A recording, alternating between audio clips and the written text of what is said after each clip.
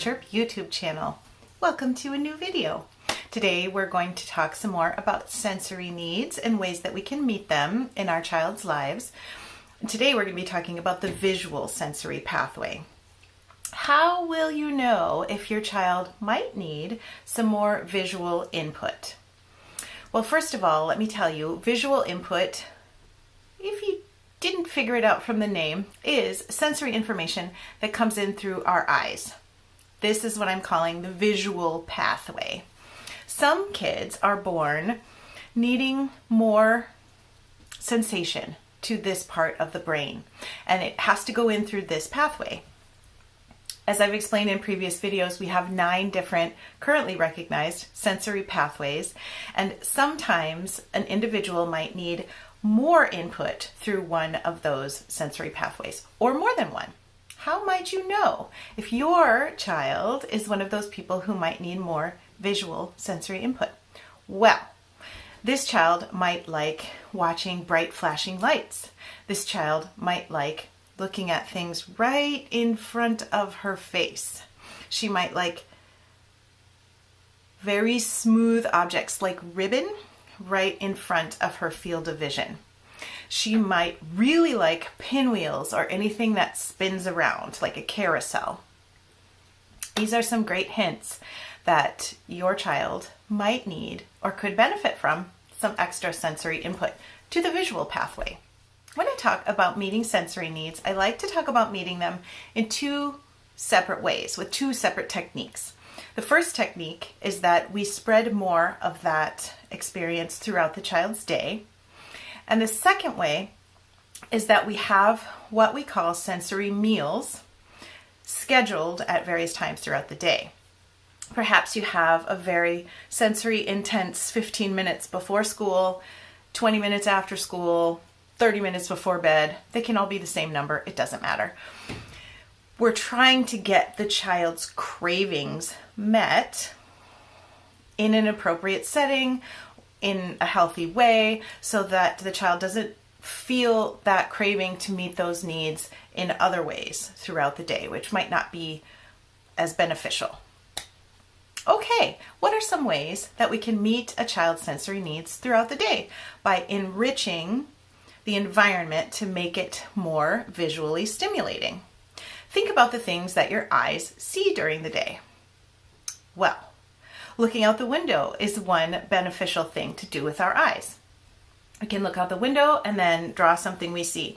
Sometimes going from faraway vision to close-up vision can meet some of that visual need for many of our kids. Also, it's good for communication. We can talk about what we see out the window. What do you see? I see, I spy something with 4 legs that hops. Can you figure out what it is? Actually, today, that thing, something with 4 legs that hops, was not a rabbit, it was a squirrel. And it was being crazy out there in the backyard. More than one answer would have been correct in my case. That's a fun game to play. You can also put on some different color light bulbs in your lamps.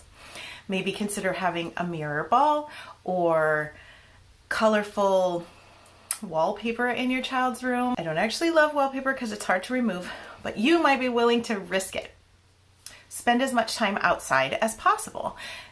Being inside, especially if there's something like a screen right up in front of a child's face, is very different from being surrounded by a lush forest or a beautiful pond or whatever the case may be. It's very good for our senses for various reasons to be out in nature. So incorporate that whenever possible. Of course, a playground is always a good option too. There are lots of things that go in different directions, swings and seesaws or teeter-totters, and the carousel spinny thing. There are all sorts of fun movements that we can see when we're at the playground. At this point, I would like to mention, I mentioned it just briefly now, but screen time should be kept to 0 for kids under 3 and very minimal for kids over that. Screens are not good for our brains. They don't help our visual system for the most part. In fact, if you're just sitting looking at a screen, you're not getting very much visual information from your periphery. And we need our kids to be able to benefit from that periphery information, but also we need them to be able to attend to it. We need them to know how to be able to process information from this side and from this side and from above and below. Our kids these days, because they are doing so much screen time and because they are, especially the ones with any sort of delays or disabilities, usually are seated directly in front of the teacher, which means that they only are able to get information right from the front. We need their periphery to be able to get more involved. Now that we have talked about some ways to make the child's daily visual life more interesting, visual landscape more fulfilling, let's talk about what we can do, some activities we can do during the child's sensory meal times if we want to add some visual stimulation into those times. The first thing I'm going to suggest is, of course, gears. These are some gears. These were my favorite. This is a product called Gearation, which is sadly no longer available. But something even better is available. They sell just the gears in a little set, much less expensive than this whole system was when I bought it 15 or 20 years ago. So they sell just these, but the big one is powered by a motor on the back, and they're still magnetic. So you can put them on your fridge and then turn this one on and all the rest of the ones that are touching will spin. What I do is, to make them mobile, I don't carry a fridge around with me, but I can carry a small whiteboard. It's about 8 by 10, maybe a little bit bigger, and because it's magnetic, I made sure it was magnetic. I will put links to these down below. Then I can stick the gears on there, and when turned on, they will spin. They are magnificent. I find them very soothing. I also recommend dominoes. I have a Dora set, but we are not using these match-up swiper, etc. We're using them to set up a domino run so that the kids can watch it fall down. I mean, the goal is to watch it fall down, but the building is pretty fun too. Now, we have two options for kids who get frustrated when they knock it down too soon. The first one is they choose what shape you will build and then you build it. So a Y, an S, a C, an O, a Z, there are all sorts of different shapes, letters that can work really well with this. Some shapes too, but mostly I do letters as a pre-reading skill. So you can have a choice board with the different letters on it, and the child can pick which letter he wants you to build. And then you build it, and you help him with one finger. Poke the last one, and then they all fall down. The second option, if a kid gets frustrated trying to build, is by setting them up this way instead of this way. They're much sturdier because there's a longer piece on the ground. You have to put them a little closer together so they actually knock each other over, but that might be another option for that child who gets really frustrated when they fall down. Dominoes are great.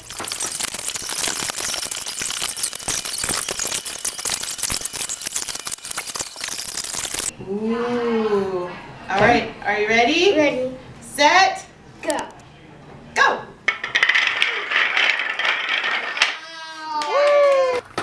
My next option for our sensory diet time is rocket balloons. Look at this magnificent rocket balloon. I recommend these everywhere because they're so great. You put the rocket balloon onto the pump. You pump it up. This is really great for proprioceptive input as well, in case you're wondering. And it builds good muscles because you can feel your abdomen tightens up a little bit. Obviously your muscles in your arms get tighter, and it helps our kids to feel more grounded within themselves. We will talk about proprioception in a later video. I just wanted to give you a little heads up that this is good for more than one sensory system. When you're done, you take the pump off and you squeeze the nub and you make sure that this part is smooth, not wrinkled, because it's going to make a noise. Here comes my cat. He loves these. We have a countdown board. Normally I have 6 through 10 on here as well, and we count down all the way from 10, just like NASA. But in this case, I think I had to use those numbers for a different activity. So we only have 5. So here we go. 5, 4, 3, 2, 1, blast off. We have the kids count down just like that. Usually the whole class joins in because it's so fun. Here we go. Blast off. Blast off.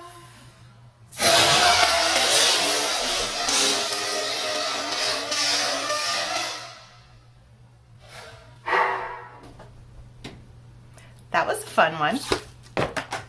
Please make sure that you have the balloons in a sturdy case. You may not have seen, my cat is now, well, you cannot see, over there in the corner trying to get the balloon. These can be a swallow hazard, so make sure that they're in a box that kids and creatures cannot easily access. I also recommend something along the lines of a dance party during our sensory diet time. Turn all the lights off in a quiet room, turn on a light machine. I will have my favorite one linked down below, but basically it's 2 balls with different color lights on them that kind of spin around, and then they put lights on the ceiling, and it's super fun. And then I also have give kids the option to use a dinosaur spinner, which is a stick filled with batteries, a dinosaur on top, and then sort of these rubber tentacles with lights on the end. So when you hold down the button, which is tricky for many of our kids, it's good muscle control, then the dinosaur spins around and the lights light up and also spin around. So that's very cool. So perhaps you have these lights available, you turn on music, you have a dance party with the dinosaur spinners and the lighted spinner and the music, and it's just a delight. Your kids will love it, and you probably will too. I recommend penguin runs. I have some video of that here for you. Sometimes they squeak, and that little squeak can get annoying, so you can cover it up with the paper towel and with some tape over it if you wish. Also, there is a wooden car run that I really like. No noise at all, and it's very sturdy and cute. The cars start out at the top, and then they slide down the slide, and then the kid puts them at the top again, and they go down again. These are very simple things, but very soothing and very, very good for the visual sensory system. Marble runs, of course, are fantastic. I love them. Everyone loves them, especially our kids with autism spectrum disorders appear to love them, partially because many times their brains are wired so engineering that they're very good at building things, and marble runs need to be built before they can be used. So they're great all around for our kids with ASD. Those are some ideas for increasing the amount of visual input your child gets. I hope they were helpful. Leave me a thumbs up or a comment or a question, or maybe subscribe if you haven't already done that. I hope you have a great day, and I'll see you in my next video. Bye!